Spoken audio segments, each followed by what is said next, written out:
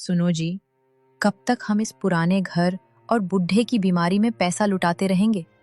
देखो, शहर में फ्लैट की कीमतें दिन ब दिन बढ़ती जा रही हैं। अगर आज ये जमीन हमारे नाम नहीं हुई, तो कल को तुम्हारे भाई भी आकर हिस्सा मांगेंगे। फिर हमारे हाथ कुछ नहीं आएगा। अभी वक्त है, कुछ ऐसा करो कि बाबूजी खुद ही खुशी खुशी अंगूठा लगा दें। माया, तुम समझ क्यों नहीं रही हो? वो जमीन बाबूजी की जान है। उन्होंने अपनी पूरी जिंदगी की कमाई उसमें लगा दी है। वो कभी भी इसे छोड़ने के लिए तैयार नहीं होंगे। हर इंसान की कोई ना कोई कमजोरी होती है, और बाबूजी की कमजोरी है तुम। अगर तुम चाहो तो सब मुमकिन है। प्यार से नहीं मानेंगे तो थोड़ा दिमाग लगाओ। लेकिन ये सब ठीक नहीं लग रहा। कहीं बाबूजी को पता चल गया तो? रे, कौन सा हम उनसे कुछ छीन रहे हैं? आखिरकार सब तुम्हारा ही तो है। बस थोड़ा जल्दी अपने नाम करवा रहे हैं। देखो, तुम 4 दिन उनकी खूब सेवा करो। दवा समय पर देना, खाना खुद खिलाना, उनके पास बैठकर बातें करना। उन्हें ऐसा लगे कि तुम ही उनका सबसे बड़ा सहारा हो। कल पूरी तरह पिघल जाए तो किसी दिन पेंशन या बैंक के बहाने कागज ले आना। कहना कि ये जरूरी कागज है, बस औपचारिकता है। वो बिना पढ़े ही तुम पर भरोसा करके अंगूठा लगा देंगे। सुनील, पता नहीं मैं सही कर रहा हूं या गलत, लेकिन अगर अभी कुछ नहीं किया तो आगे बहुत पछताना पड़ेगा। यही समझदारी है। वक्त पर लिया गया फैसला ही इंसान को आगे बढ़ाता है।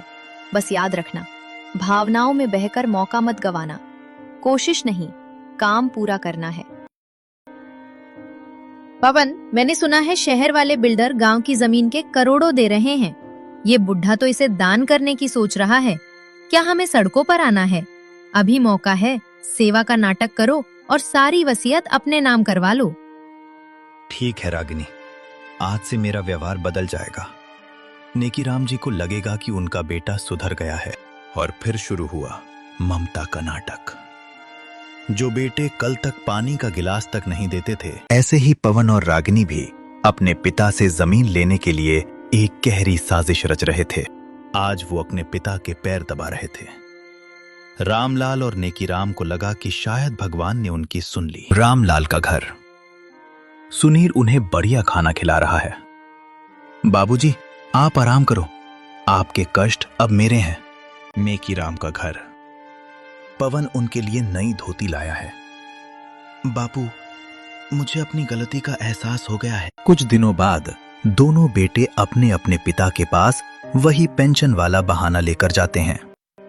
सुनील रामलाल से, बाबूजी, बस यहां अंगूठा लगा दीजिए।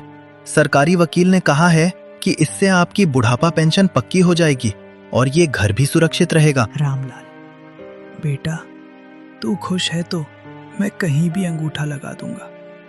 मुझे तुझ पर पूरा भरोसा है। उधर नेकीराम के घर भी पवन यही नाटक करता है और दोनों मासूम बुजुर्ग अपनी पूरी संपत्ति अपने बेटों के नाम कर देते हैं। जैसे ही कागज हाथ में आते हैं, बेटों और बहुओं के चेहरे से नकाब उतर जाता है। मूसलाधार बारिश हो रही है। चलो अब बाहर निकलो। ये घर मैंने बेच दिया है। अब हम शहर जा रहे हैं। वहां तुम्हारे लिए कोई जगह नहीं है। रामलाल बेटा, ये क्या? अभी तो तू पैर दबा रहा था। वो तो अंगूठा लेने का नाटक था बुढ़े। अब जाओ और कहीं भी मरो। नेकीराम का घर। पवन के साथ।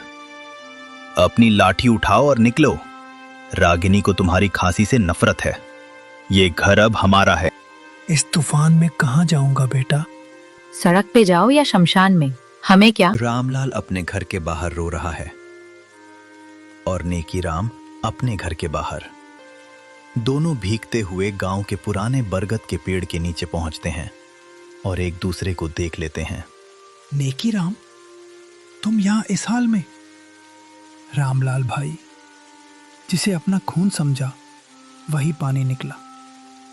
मेरे बेटे ने मुझे सड़क पर फेंक दिया। वही आग मेरे घर में भी लगी है दोस्त। हम दोनों का सर्वस्व लुट गया। अब इस दुनिया में हमारा कोई नहीं सिवाय एक दूसरे के। दोनों बुजुर्ग एक दूसरे का सहारा लेकर अंधेरे में उसी बरगद के पेड़ के नीचे रात बिता देते हैं।